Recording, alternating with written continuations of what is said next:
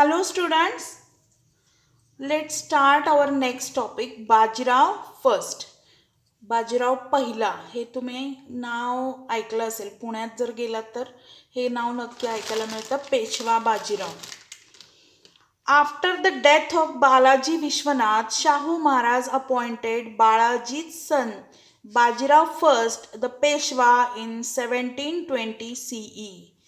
बाळाजी विश्वनाथ यांना त्यांनी स्वराज्याचं बरंच काम सोपवलेलं होतं, अपॉइंट केलं होतं त्यांनी त्याच्यासाठी. आणि जेव्हा बाळाजी विश्वनाथ यांची डेथ झाली, after his death he appointed his son, whose son Balaji Vishwanath son, that is Bajirao first the Peshwa in 1720 CE मध्ये त्याला ॲज अ पेशवा अपॉइंट केलं. He expanded the Maratha empire during his term of 20 years त्यांनी मराठा एम्पायर सांभाळली आणि expand केली. आणि त्यांचा period किती होता तर 20 years.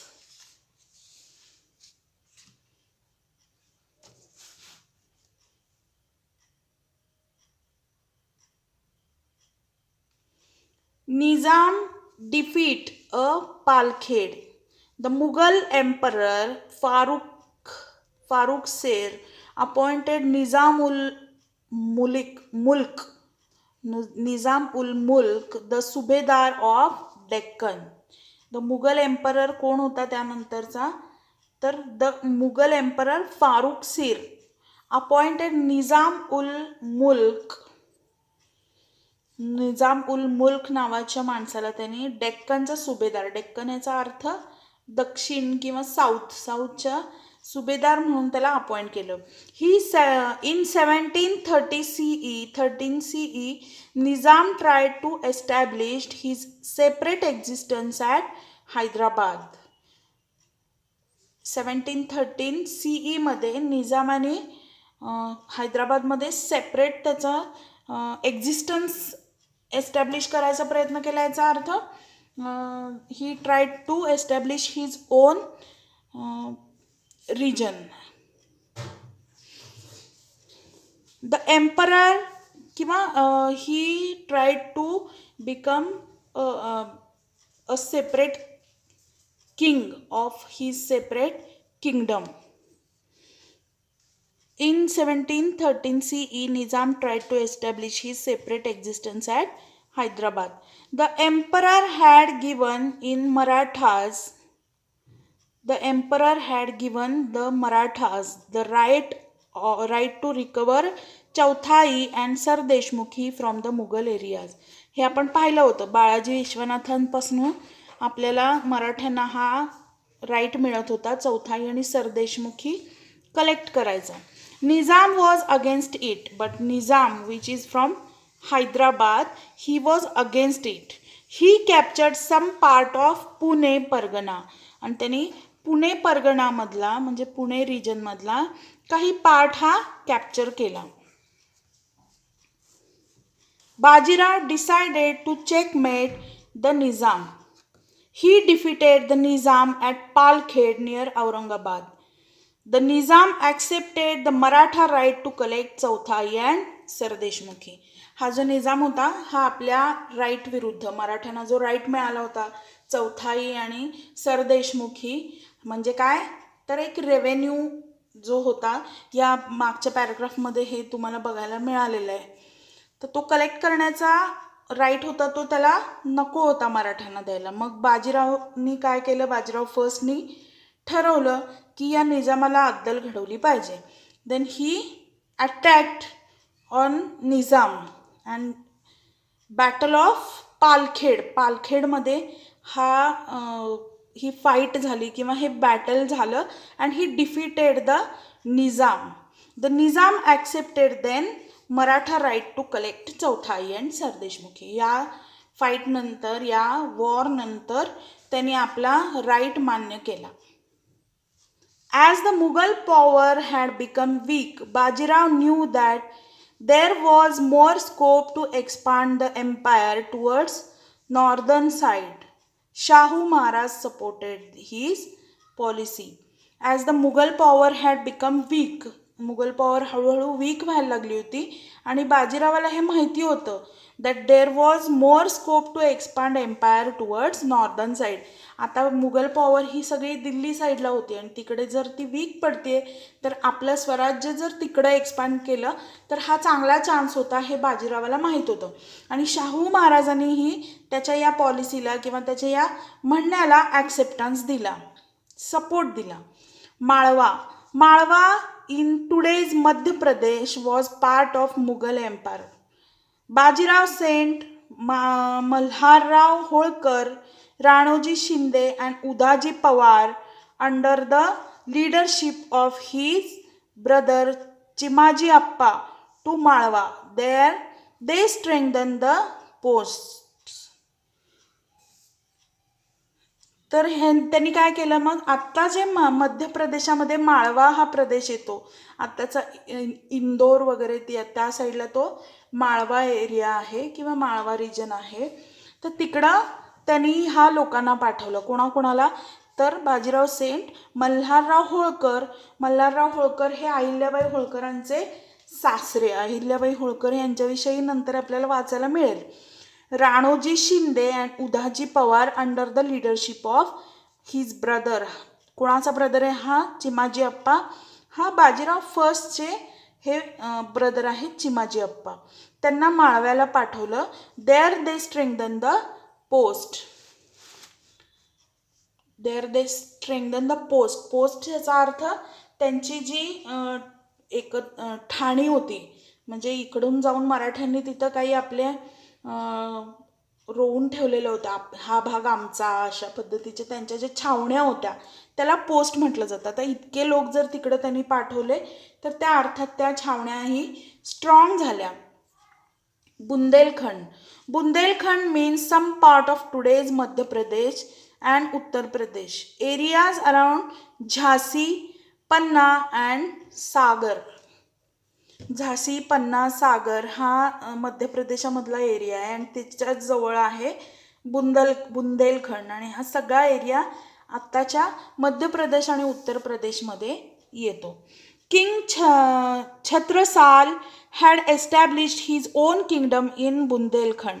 The Mughal Subedar Muhammad Khan Bangush of Allahabad attacked Bundelkhand and had defeated Chhatrasal. Chhatrasal appealed to Bajirao for help.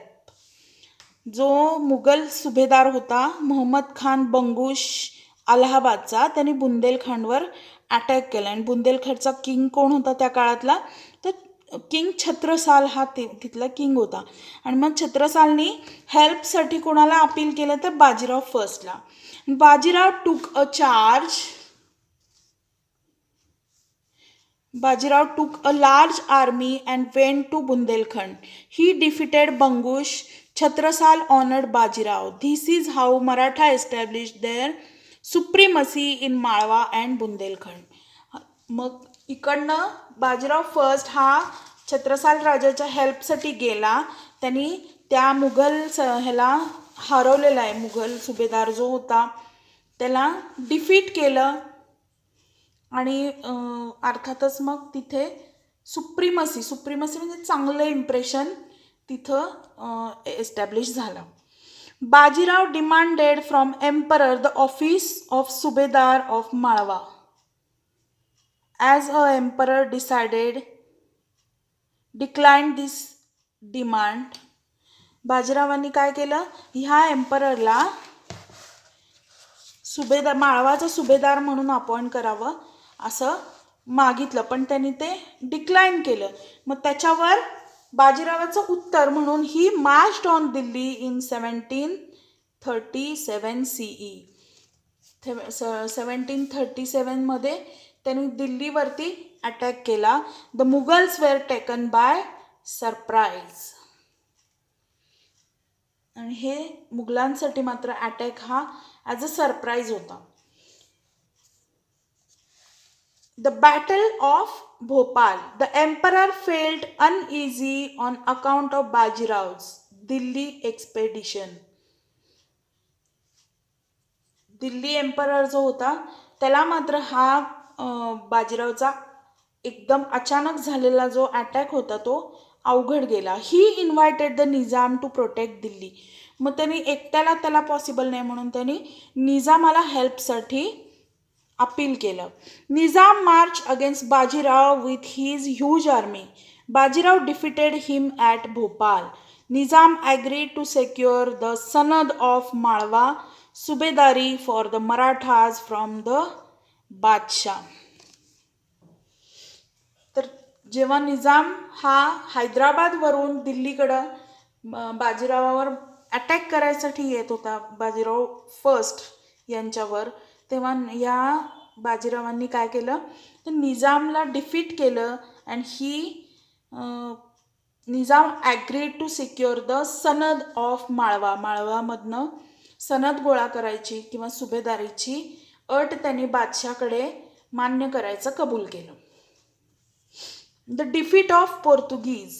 The territories of Vasai and Thane on the Konkan coast were in the possession of the Portuguese. The Portuguese rulers oppressed their subjects. Bajirao sent his brother Chimaji Appa to subdue the Portuguese. The territories of Vasai and Thane on the Konkan coast were in the possession of Portuguese. जसे इंग्रज हे बाहेरून आलेले होते, British लोक हे ब्रिटनहून आले होते, तसे पोर्तुगीज या देशातनं पोर्तुगल ह्या कंट्रीमधनं पोर्तुगीज लोक हे इंडियामध्ये आले होते आणि त्यांनी हे सगळं ताब्यात घेतलेलं होतं. कोणता तर वसई, ठाणे, कोकण कोस्ट एटसेट्रा हे सगळं त्यांच्या पोझिशनमध्ये होतं म्हणजे याचा अर्थ अंडर कंट्रोल होतं, त्यांच्या ताब्यात होतं. The Portuguese ruler oppressed their subject. Bajirao sent his brother Chimaji Appa to subdue the Portuguese. तर पोर्तुगीज हे आधी सब्जेक्ट्स याचा अर्थ प्रजा, जे कॉमन पीपल आहेत त्या एरियातले, त्यांना ऑप्रेस्ड करत होते, म्हणजे त्यांच्यावर थोडाफार अन्याय होत होता. मग त्याच्यासाठी चिमाजी अप्पांनी काय केलं तर ह्या बाजीरावांनी चिमाजी अप्पांना पोर्तुगीजांना हरवण्यासाठी पाठवलं. And Chimaji conquered Thane and adjacent area. Adjacent याचा अर्थ जवळपासचा, नियर अबाउट, म्हणजे जसं ठाणेच्या आसपासचा जो एरिया आहे तो कॉन्कर केला म्हणजे कॅप्चर केला, मिळवला. In 1739 CE he laid siege to the Vasai fort. Vasai फोर्टला त्यांनी सेज टाकला, वेढा टाकला. The fort was very strong. The Portuguese had a powerful artillery. In spite of all this, Chimaji continued the siege with perseverance and forced the Portuguese to surrender. The fort of Vasai and large part of the Portuguese territory passed into the hands of Marathas. आता हे पोर्तुगीज जे होते, जसे इंग्रज आले होते, British आले होते हे तिकडनं ब्रिटनहून, तेव्हा त्यांच्याकडे भरपूर आर्टिलरी याचा अर्थ तोफखाना किंवा दारुगोळा, ज्याच्यावरती तोफ किंवा बंदुका चालतात त्याला दारुगोळा असं म्हटलं जातं, आर्टिलरी म्हटलं जातं इंग्लिशमध्ये. तर that artillery on large scale, खूप मोठ्या प्रमाणावरती आर्टिलरी ही पोर्तुगीजांच्याकडे होते. In spite of all this, Chimaji continued the siege with perseverance and forced the Portuguese to surrender. हा जो सेज त्यांनी टाकला होता तो त्यांनी अत्यंत चिकाटीने, प्रिझर्वरन्स म्हणजे जोमाने, चिकाटीने आणि धैर्याने असा चालू ठेवला आणि he force Portuguese to surrender, त्यांनी पोर्तुगीजांना सरेंडर करायला भाग पाडलं. The fort of Vasai and large part of the Portuguese territory passed into the hands of Maratha. आणि त्यानंतर वसईचा फोर्ट आणि large part of Portuguese territory passed into hands of Marathas. याच्यानंतर जो पोर्तुगीजांच्या टेरिटरीमधला बराचसा पार्ट होता तो मराठ्यांच्याकडे आला. Death of Bajirao. This is the last part of this lesson. Nadir Shah the emperor of Iran invaded India. Nadir Shah जो इराणहून आला होता त्यांनी इंडियावरती अटॅक केला. Following the order of Shahu Maharaj, Bajirao set out for the north with a big army to defend the Mughal power.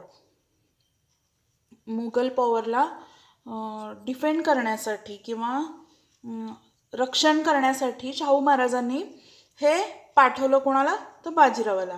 Bye the time he reached Burhanpur, Nadir Shah had return to Iran with a enormous booty looted from Delhi. तर by the time he reached Burhanpur, तो बुरहानपूरपर्यंत बाजीराव पोचेपर्यंतच Nadir Shah had return to Iran with enormous booty, म्हणजे त्यानं बरंच काही दिल्लीमध्ये लुटून तो परत इराणला गेला सुद्धा. In April 1740 Bajirao breath his last at Raverkhedi on the banks of the Narmada रिव्हरच्या काठावरतीच एप्रिल 1740ला त्यानं लास्ट ब्रेथ घेतला, means he died. Bajirao was a great general, तो खूप मोठा, खूप शूर, खूप महान असा सरदार होता. With his valour he establish the Maratha supremacy in the north. He won status of Maratha power as the formidable power in the whole of India. In this time the Shinde, Holkar, Pawar, Gaikwad families attend prominence. Bajirao हा त्यानं north इंडियामध्ये मराठा पॉवरची जी status establish केला तो सगळ्यात great होता. आणि त्याच्यानंतर शिंदे, होळकर, पवार आणि गायकवाड फॅमिलीज हे फॉर्ममध्ये होते किंवा ते आता त्यांच्याकडे आता सगळ्या पॉवर्स आलेल्या होत्या. तर हा लेसन आपला इथं संपलेला आहे. The expansion of Maratha power.